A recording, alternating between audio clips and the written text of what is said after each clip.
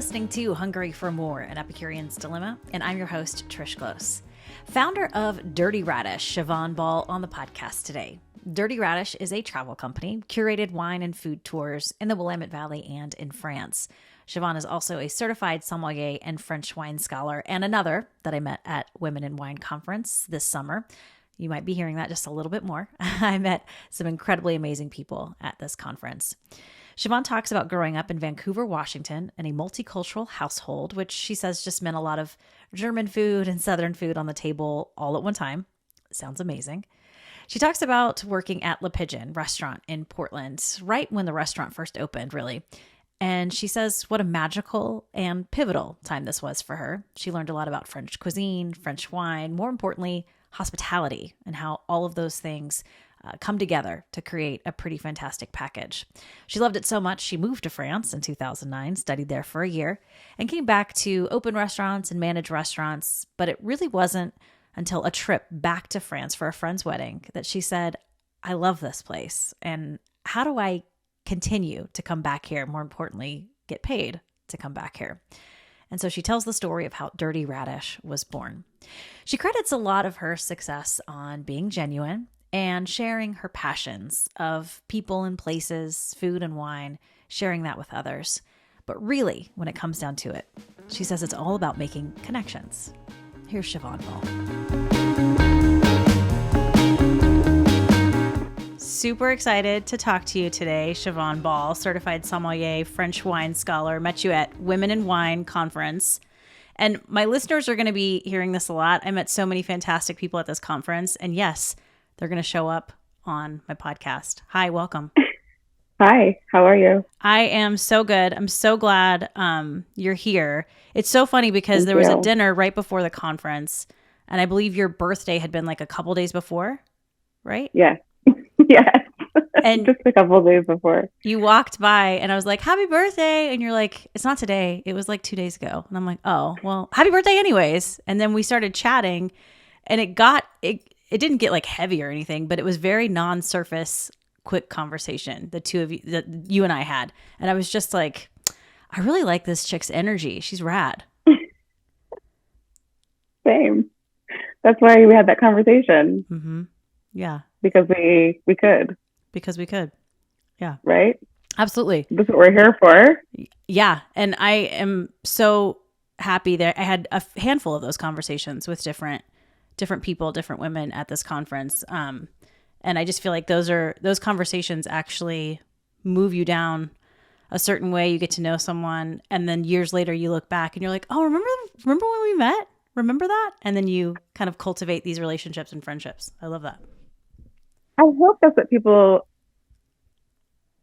go to these conferences for.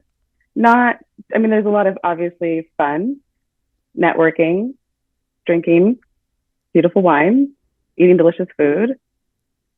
But there's you took your time to come to this, to have conversations and hear people's experiences, to maybe turn something for you for your journey that you're on. Mm-hmm. So when we have these brief moments to have conversations, let's have a deep conversation.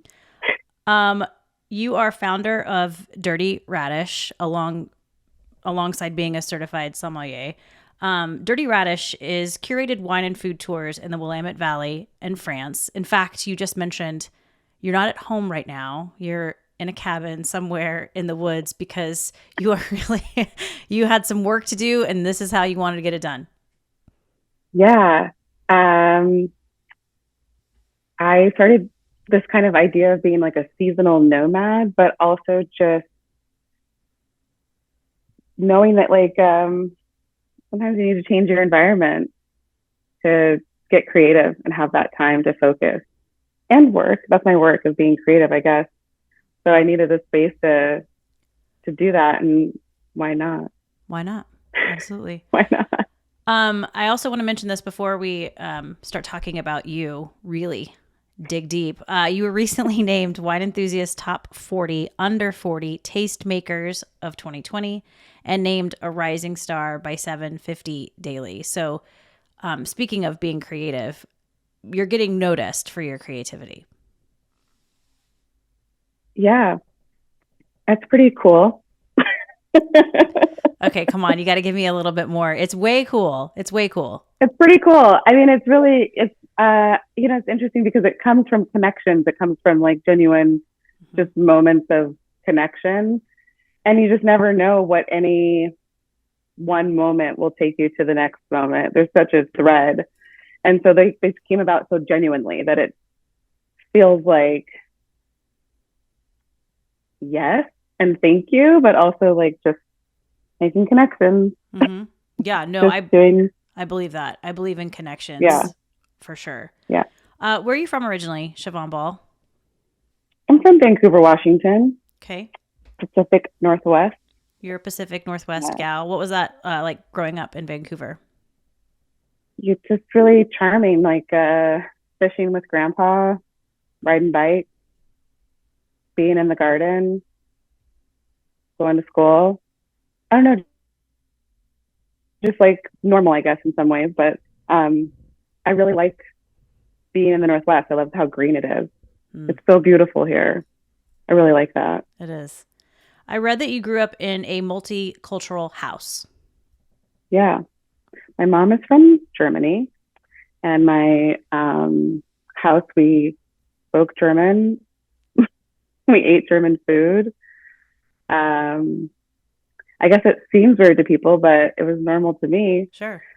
So, my other side of the family is from the South. So dinners were a mix of cuisines that just went together. And in my mind, they still do, but for most people, they probably don't. I don't know. That's so funny that you said that. My dad's side of the family is German and Polish, and then my mom's side of the family is very Southern, very South Carolina. So I grew up with, potato salad and things that were kind of German, goulash and things that were German and Polish inspired, but also fried chicken and butter beans and rice and cornbread. On the same table. Sometimes, yeah. Yeah, that was the thing. It was the same table. So my grandmother, having been married to my grandfather, who was an army man, they moved around a lot in these different barracks. But during those times, the barracks were segregated. So my grandmother was this white German woman living in these barracks surrounded by Black women from the South. So she started learning how to cook some of their dishes, but just kept her own German food along with it. I love that. One of my favorites. Yeah. No, please. Favorites. Yeah, go ahead. Spaghetti, but with like rye bread on the side. That was a combo. Yeah. No, there's something. Well, and I think it just expands your palate a little bit, and you appreciate different flavors, right? Yeah. I guess that's where it started. So you also just mentioned before we got started that your mom's a reverend. Yeah. Okay. Yeah. My mom's a Reverend Diana. She lives in the South as well, and we grew up going to church a lot. It was great to have that community and the food. Yeah. Oh, I know about church food, church lady food. Church lady food. Yeah, it was fine.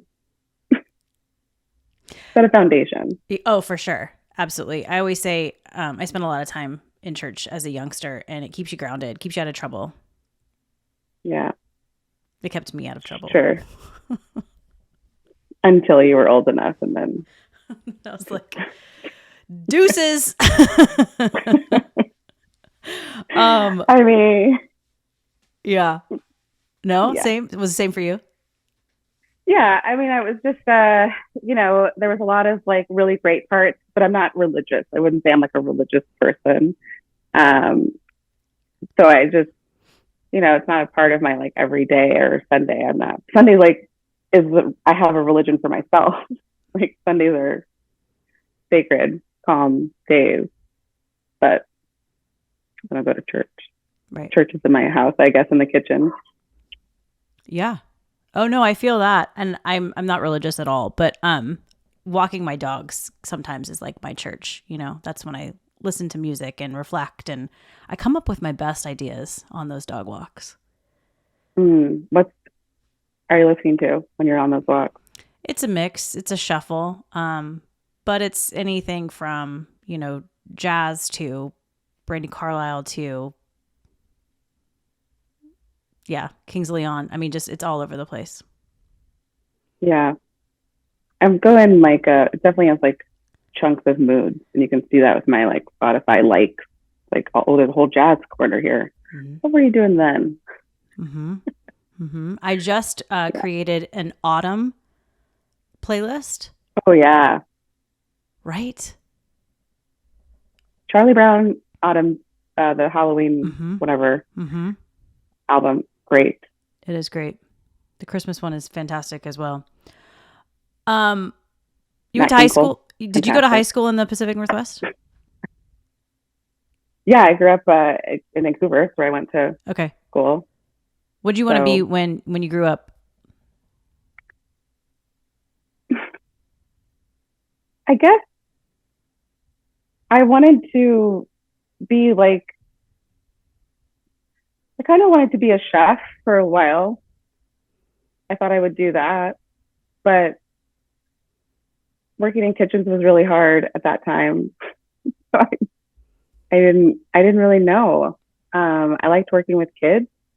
So I did that for a little while, but I just really liked working. I started working in restaurants when I was like 15. So I just enjoyed the hospitality and making things happen. But I never had like a job that I wanted to do. I just wanted to get an apartment. Yeah, isn't that funny? When I was little, I was desperate to be 19. 19. I felt like that's how old Barbie was. Like I felt like my Barbie was 19. So I was like, I think I want to be 19. I just want to stay 19 forever. Yes, why not? Well, and now I realize 19 is like kind of a shitty age. It's like so yeah, I'd like to be like 36 would be cool. I'd take that. Yeah, 36 would be good. 36 was 34. Yeah, no, yeah. I feel that. Working in restaurants, nice segue, because I read that there's a specific restaurant you worked in Portland for 3 years. 3 years, I think, that really changed things for you. Yeah. I worked in restaurants. I really got my start at Denny's, and it was a long road to like fine dining. But I got there in 2006 very randomly, and it was at the very, very beginning of its opening. So it was just a really fun time to be a part of something that was like in its beginning to now what it is. So it was just a fun time working at Le Pigeon. Yeah. So really fun. I didn't realize you worked there at the beginning of this restaurant. Le Pigeon is the restaurant we're talking about. Yes, Le Pigeon.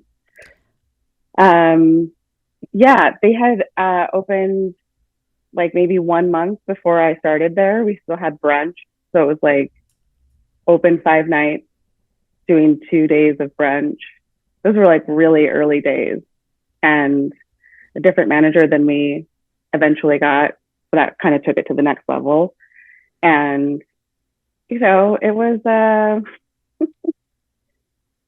organized chaos in its best. Really talented and creative people having a really lovely dinner party every night of the week. Magic.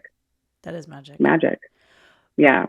What do you think it was about this restaurant that really, because I mean, this really did, I feel like, correct me if I'm wrong, this really did change things for you. After this, you moved to France. Like, what was it about this place, the people, the food? What was it about this that really hit home for you? That's That's a great question. And I only can explain it in a long way.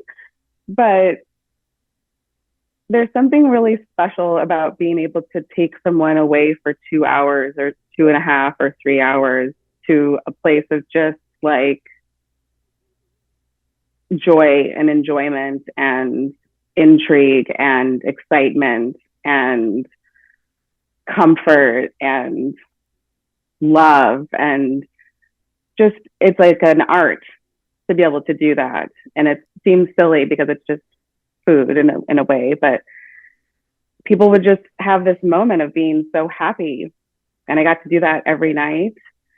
And by learning about wine and learning about the different foods we were serving and the farms they came from, I was able to create more of a story and really give this experience. And we left with this like joy, and like people were just so happy leaving. And then from that, all these relationships with people that I made from that time have like created a whole other world for me, you know? Yeah, I do.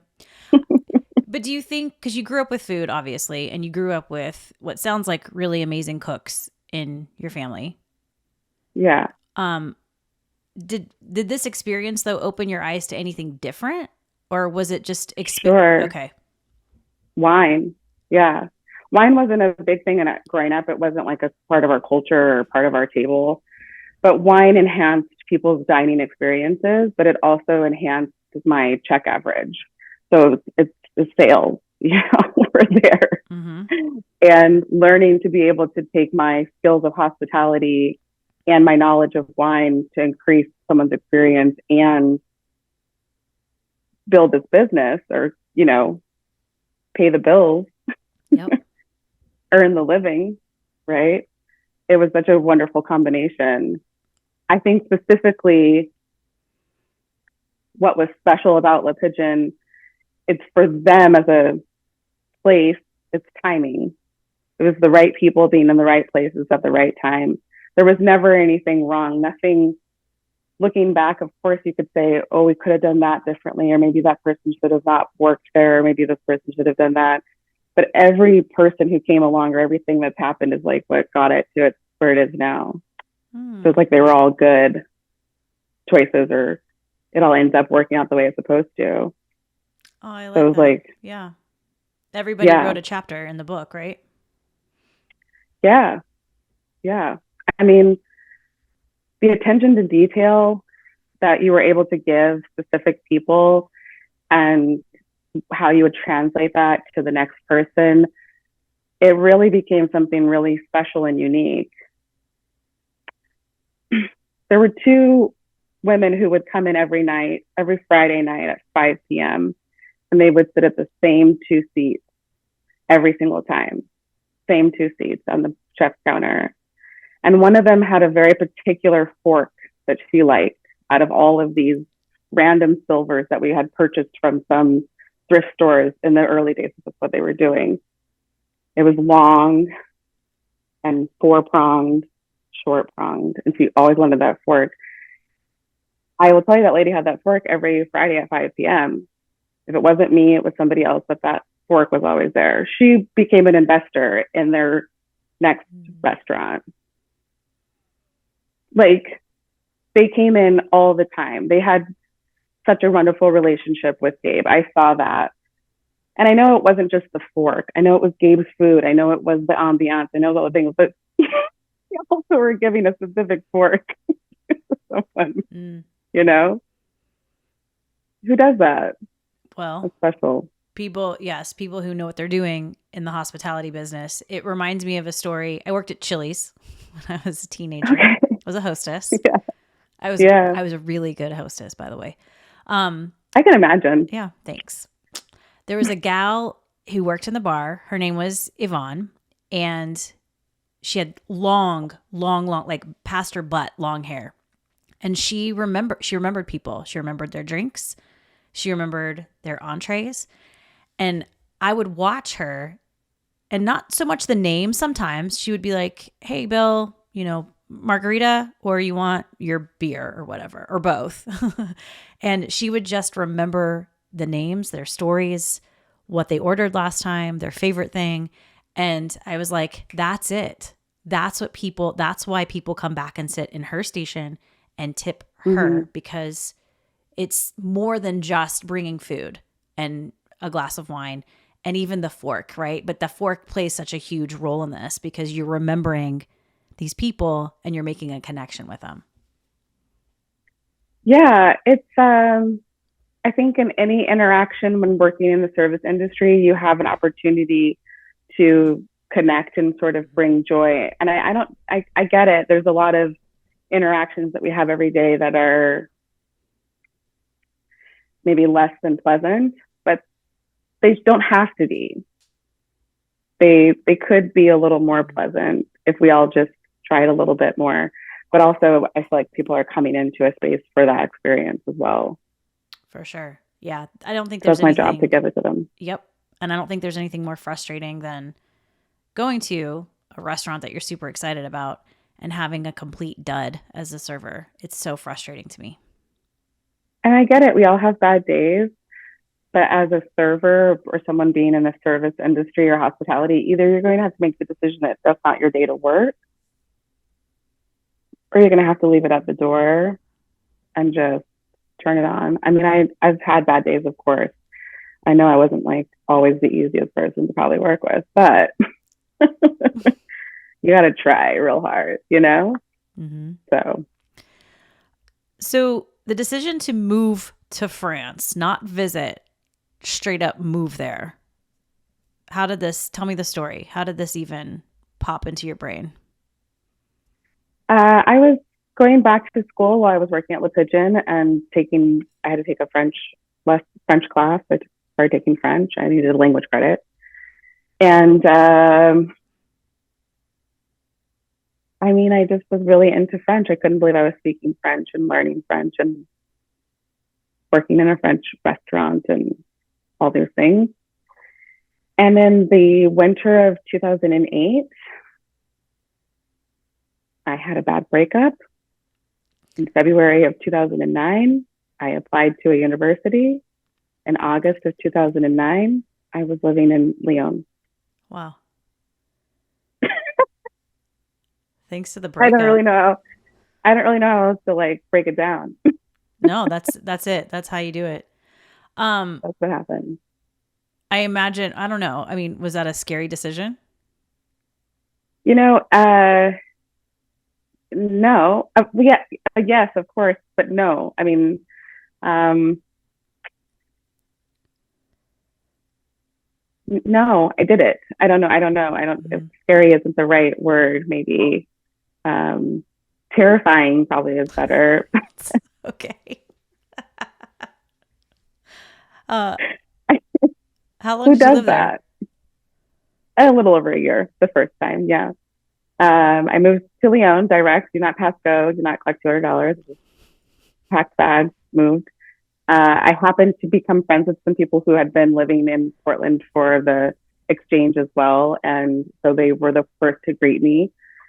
And they immediately took me to a grocery store, and I was just overwhelmed with all the choices. And they decided we wanted to make a quiche for dinner. We started gathering the ingredients for this quiche, and there's so many cheeses, and it's just incredible. And then they decide, as we're shopping, that the quiche is going to take too long, so we need to come up with a different plan. And I said, why don't we just still make the quiche, and we'll have it for breakfast. The whole rest, just everything stopped. And was like, quiche for breakfast? No. And I was like, okay, I'm not, okay. Not in the US. Okay. They were aghast. Right. But I would suggest. How dare you? How dare you? How dare you say quiche for breakfast? So, did you go to school then while you were there? Yeah. I went to this university, Lyon 2, and studied mostly French. And then they throw in like history and gastronomy. You get to go do really amazing excursions, like, you know, go to chocolate factories and go to wineries where they make bread and 100-year-old wood stoves where they grow the grain and make the flour and bake the bread and sell it at the market. I mean, it was just ridiculousness, Yeah. but yeah, that was what we did in school. Sounds terrible. It was awful. No, it was really an incredible deep dive to be able to have these things already lined up for me, to be able to have these connections already made. Really getting to meet incredible farmers just right off the gate, just right out the gate was really incredible. I wanted to meet everyone I could. So every restaurant I went to, I would ask questions. Every farmer's market, every cheese shop, I was just meeting every person I could and making those connections with people. And then I had ease access into people from Beaujolais as well through some mutual friends and of Gabe from Le Pigeon. And it just opened all these doors like right away, right when I walked into Lyon and into Beaujolais. Yeah. I read that Beaujolais specifically is really kind of the wine, the people, the food, everything here. That's what you really fell in love with. Yeah. It was just really by circumstance and happenstance that these mutual friends that I made, he is the export manager for a collective of Beaujolais producers called Terroir Regional. And so I met them 3 weeks after I moved there. And as I tell the story, I went to visit them for one day and I didn't come home for 4 days because I was meeting all these producers whose wine I had just been serving at Le Pigeon, particularly Robert Peru. And when I met him, I was so nervous and so taken aback that I was like meeting this person whose wine I like really fell in love with. And he was just so easy to talk to and so kind and generous. And every single producer was like that. They just were very open and happy to talk with my bad Franglish at the time. And like, they don't speak, English very well. And they just were opening bottles and serving food. And that's why it ended up being 4 days. Mm-hmm. And I just really thought that's what I feel like wine should be about. Because before that, it was more in a very high-end kind of restaurant setting. I hadn't really been exposed to it in that way. And that's what I really like. I like both. Love it. Was it meeting these people, the producers that you were pouring their wine at Le Pigeon in Portland, and you're a world away meeting them? Was it almost for you like meeting like a movie star? Was it just like a celebrity status? It felt like, I guess, meeting someone whom you are like a fan of something that they've created. Like you're meeting the creator of something that you're like, I never could imagine making wine and how much I enjoy it. I enjoy wine so much. And then I'm like, but how does it get here? And now I'm meeting the person who made that happen. Just like feels right. Mm-hmm. Because they're so easy to just talk to. They're just regular people creating amazing things. And it just always makes me want to continue to bridge the gap of just constantly connecting the people who'd want to meet, people who'd want to know each other. Mm-hmm. Very fun. Yeah.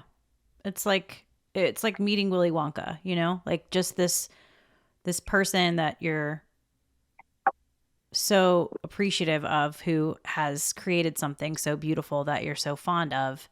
And then when you see them in public and they're wonderful and nice and kind, yeah, I'm sure it checks a box. It's kind of like,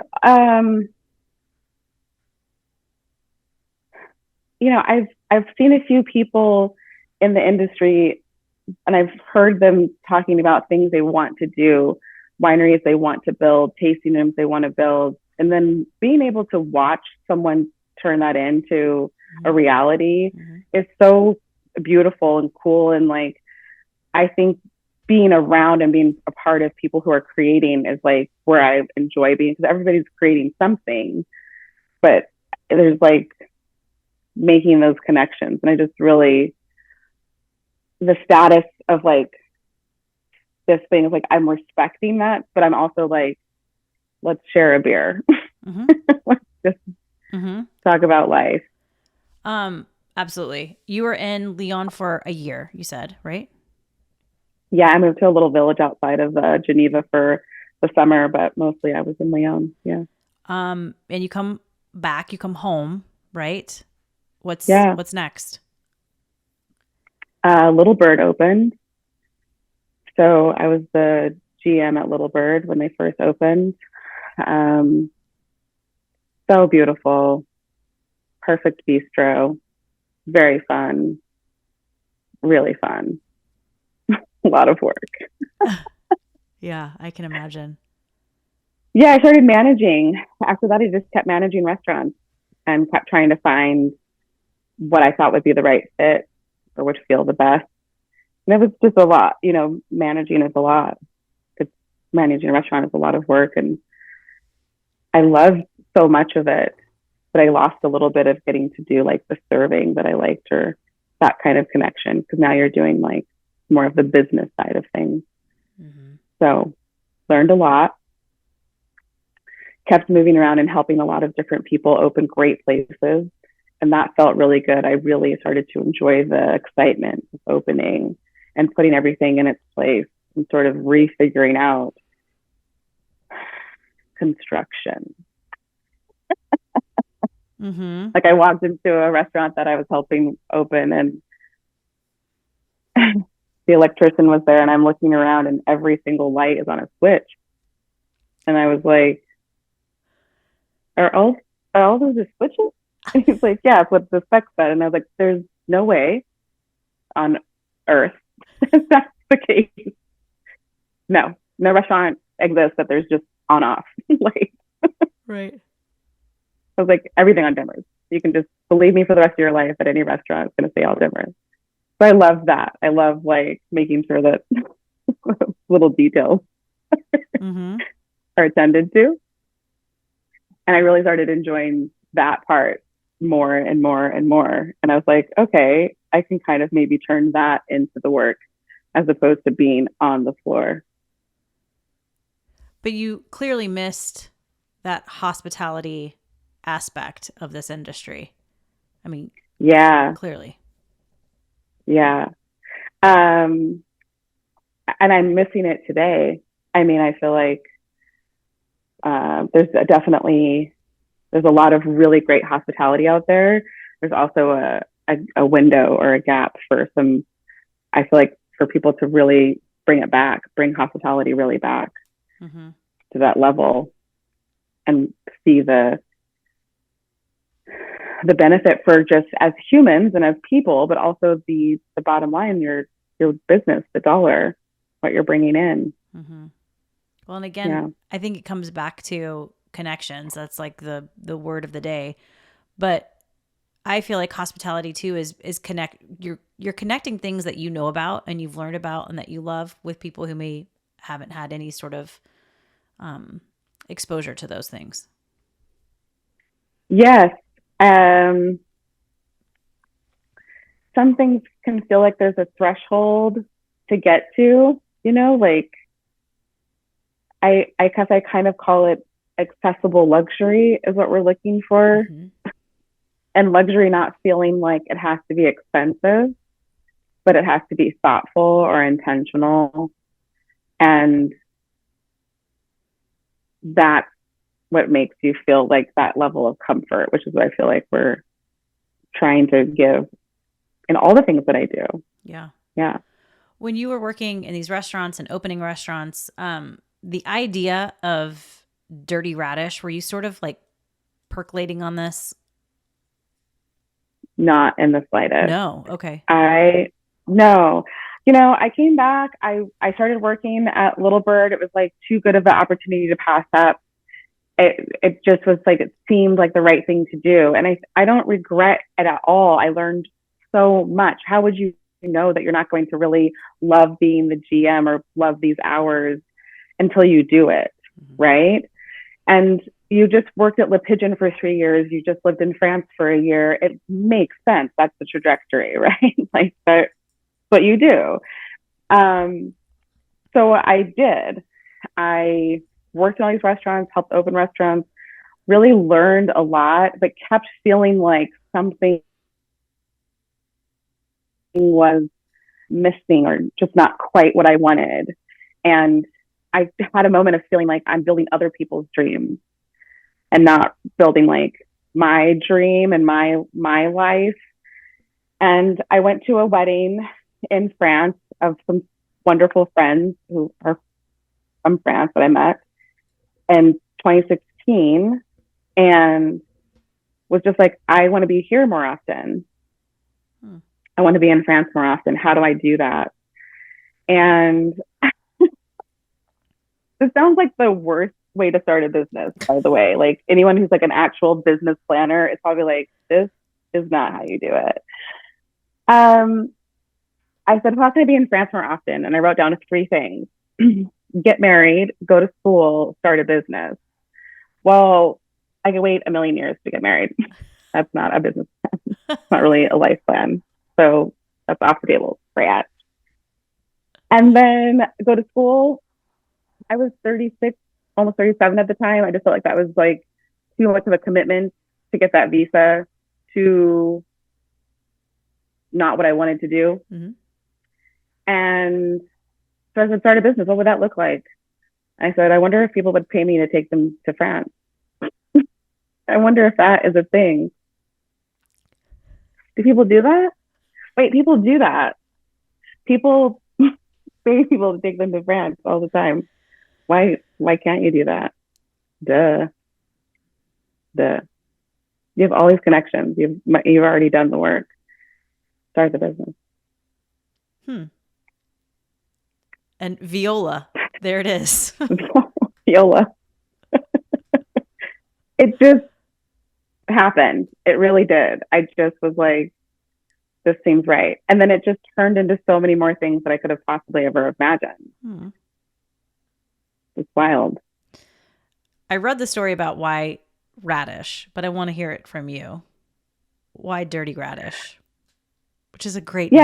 It's such a good name. Thank you. I had to fight for that name in the sense of people were kind of doubting that name. That's when I learned to not take constructive criticism from people who don't construct things.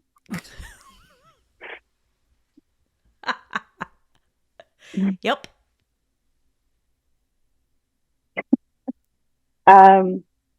Decided I want to start this business. What does that look like? I have no idea how to start a business. I have a few friends who have businesses and are entrepreneurs and CEOs.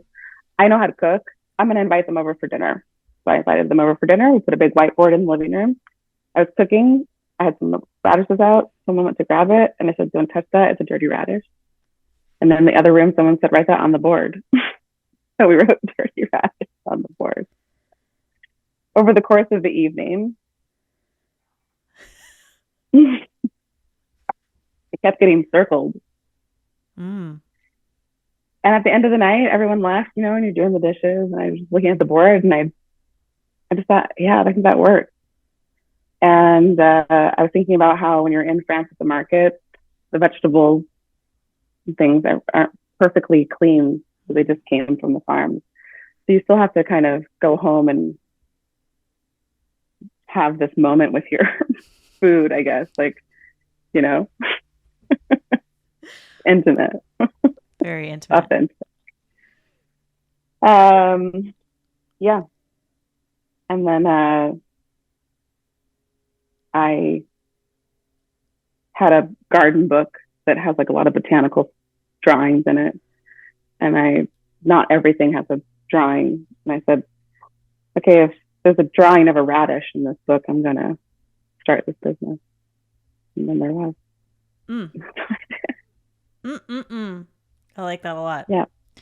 And that was in 2017 that you started Dirty Radish, Yep. which again is wine and food tours, not only in France, but also Willamette Valley.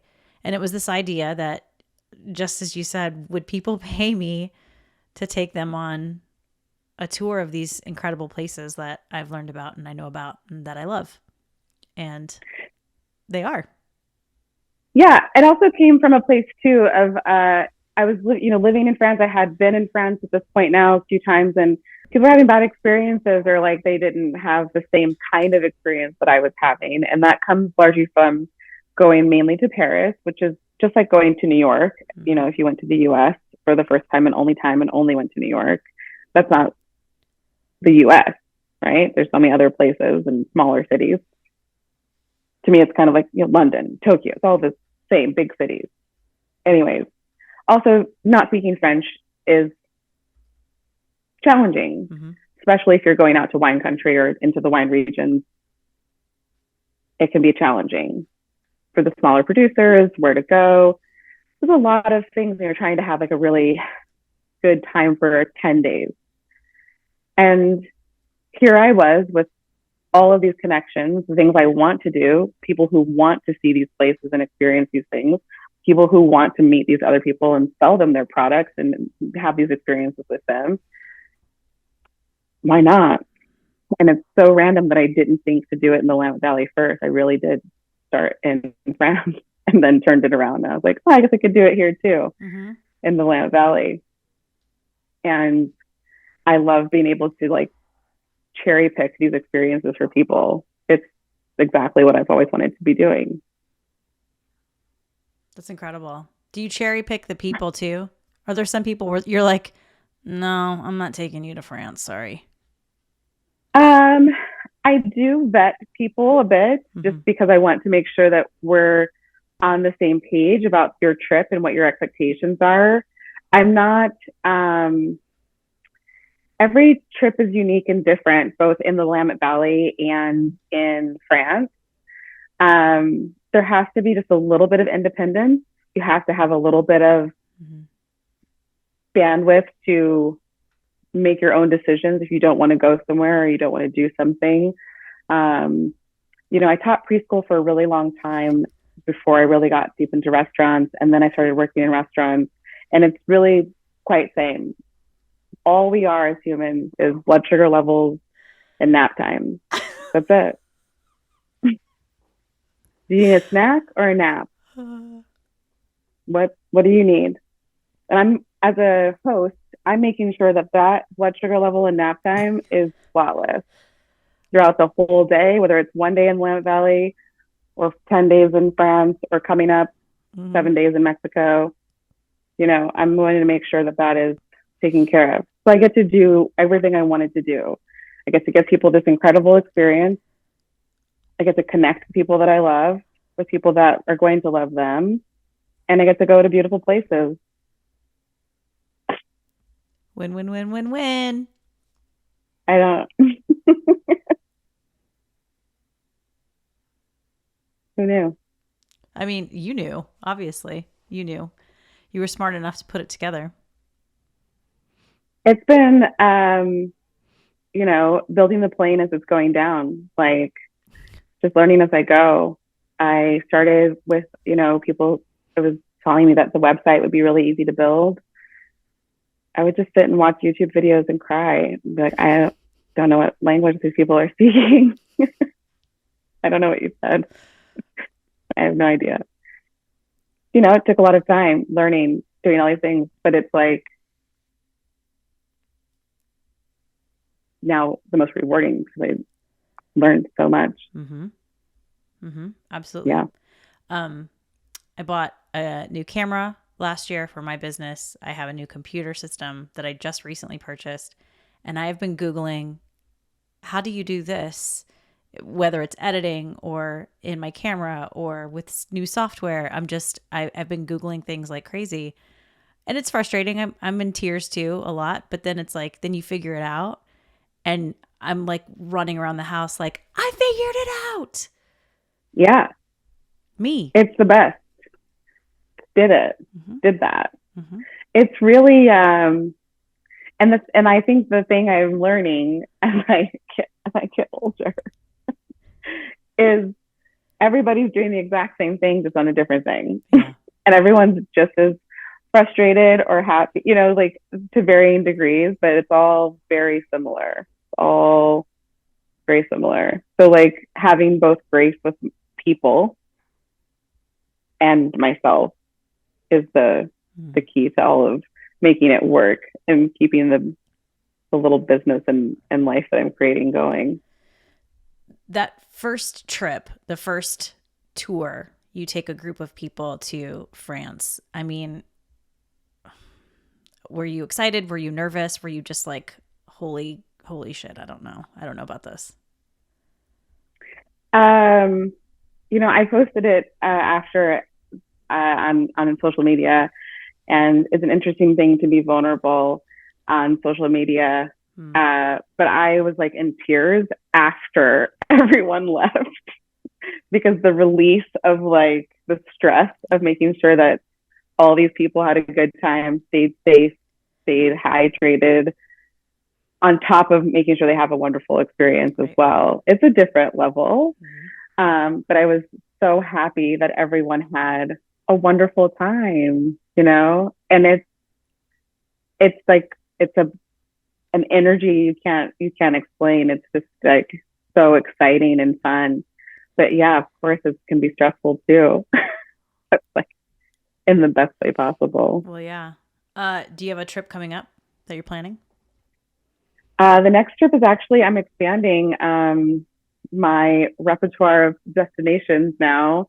So I'm partnering with a company called Trova Trip and doing a trip to Mexico City and Oaxaca in February. Love it.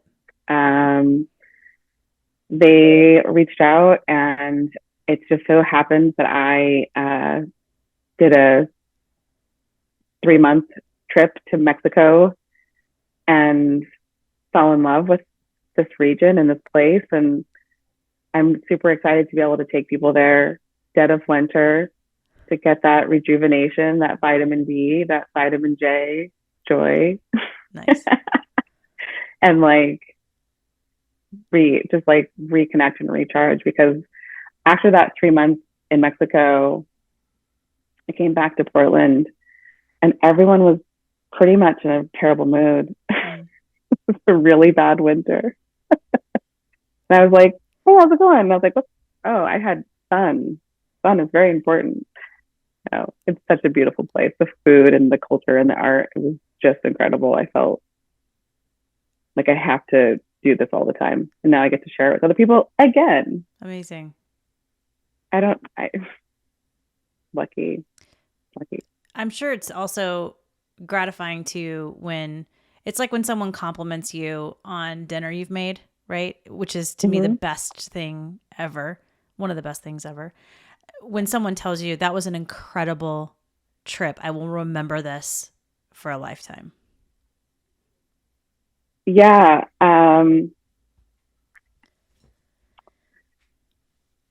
It's really wild. I really do get to do that. I just had a couple come into town for 4 days to Oregon, to do their wedding photos.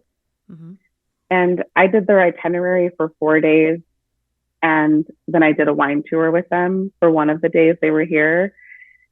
And there was a lot of pressure because this is like their wedding photos. And I was coordinating the photographer and the travel, and they had a driver and, hotels and all this stuff.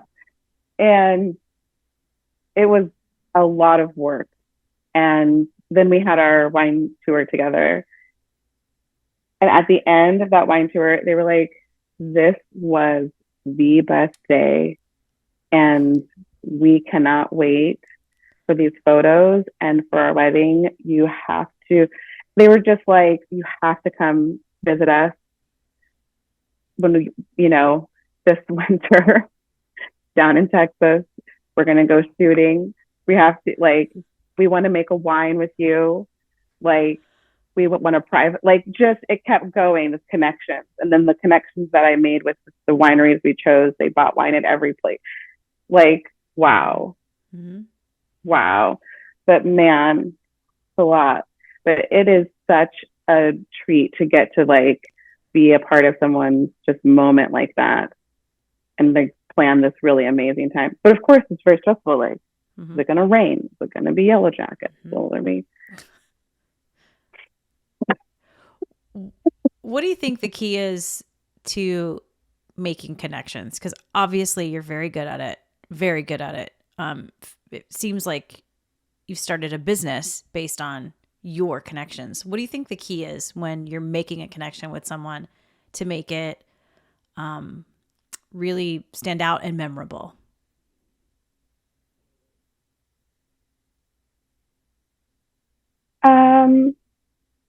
I mean, I think it's just being genuine.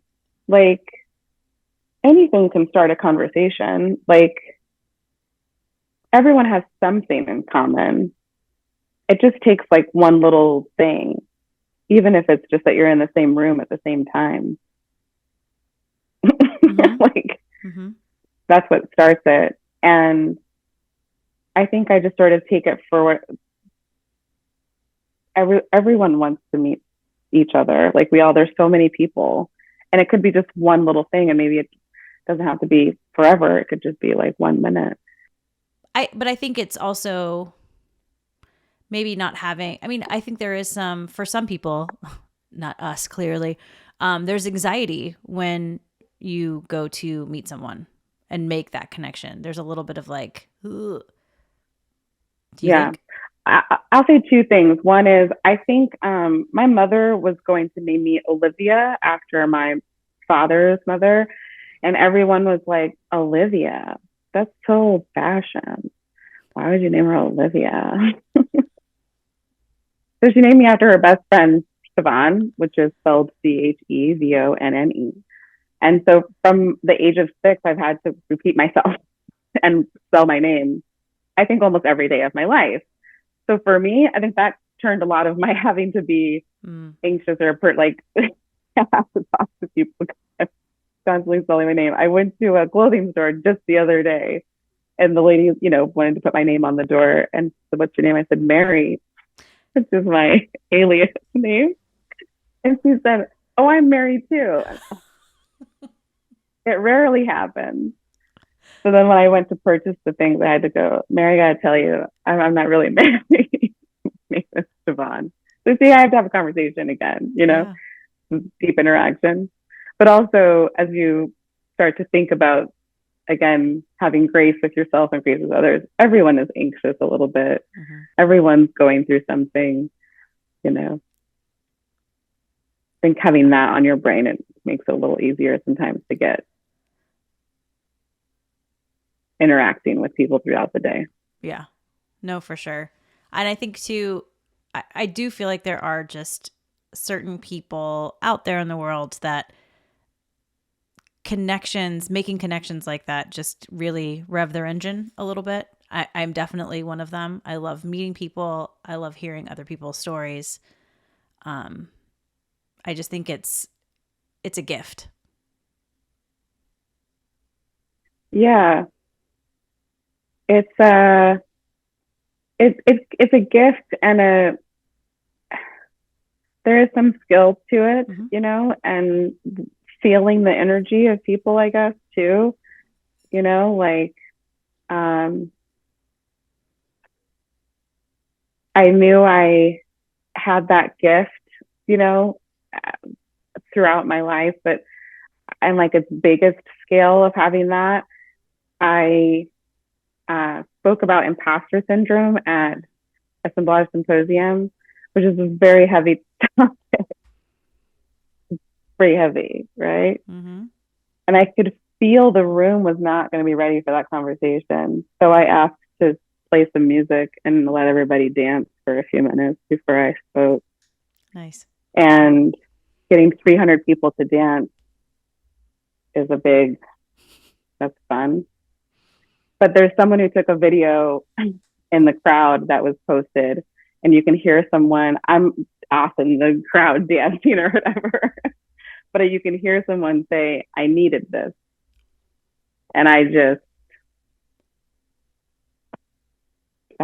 if just even one person needed it, I did what I felt that energy. I did that. Right. Yeah.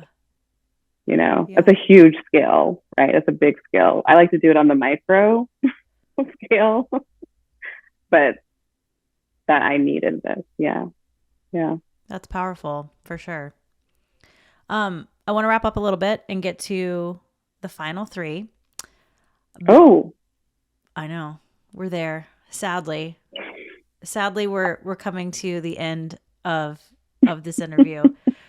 Really quickly though, I love what you just said, because I think you do meet certain people that you obviously want to make connections with, or you want to have a deeper, longer conversation with. You were certainly one of them for me at Women in Wine, the conference. But I think just, you know, that like, I'm really glad I met this person, or I needed that, or thank you for, you know, if you share a story with someone that you just, thank you for that. I needed to hear that today. Those are super powerful things. And I think that's that human connection. That's why I love it so much. It's a little deeper than surface. It's a little deeper than, hey, how are you? How's it going? Yeah. Yeah. Thank you. Same also. Super fun. Super fun. Okay. Final three. Best advice you've ever been given.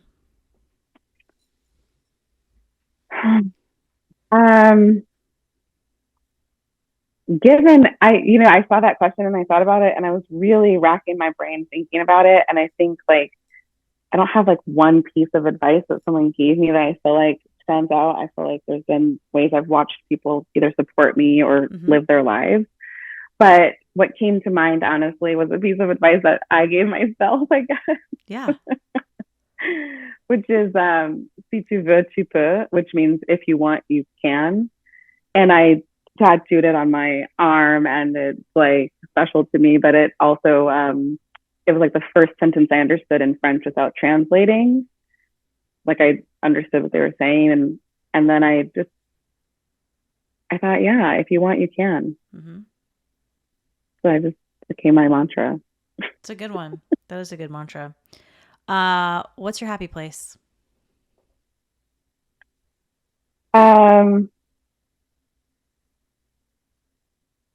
They say when, you know, you're like having like a anxious moment, there's like try to find a happy moment or place that you went to. And for me, it's this day that I got kind of turned around in Lyon. I first moved there, and it was real sunny, and I was in this kind of old part of town with these cobblestone streets and the pinks and oranges. And it was lunchtime, and I could hear everybody making lunch, like the sounds of forks and plates and pans. And it was a very warm moment. But that feeling is my happy place. People, you said you love a compliment after a meal that you've cooked. I like the lean back and quiet. Yeah. That's when you really know. Push the plate just forward, just a little bit, and the lean back. The leg up. Leg up. Oh. Absolutely. In all things food and drink, what do you crave? I think just good quality. It doesn't have to be like high end, low end. It's just good quality for whatever it is in that moment. You know, I was talking about this the other day about the diner.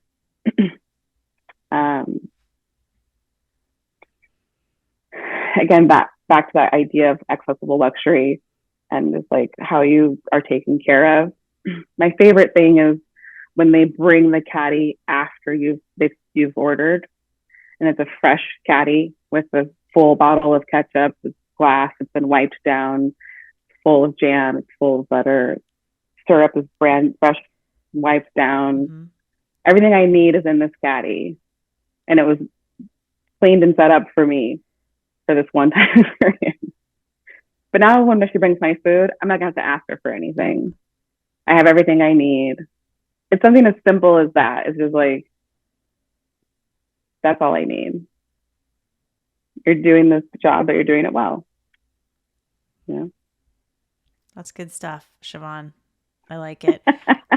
I want to say I really appreciate how deliberate you are when you answer questions. I don't think anyone could ever accuse you of word vomit. Thank you. You're like, oh, thank you. Word vomit. Oh.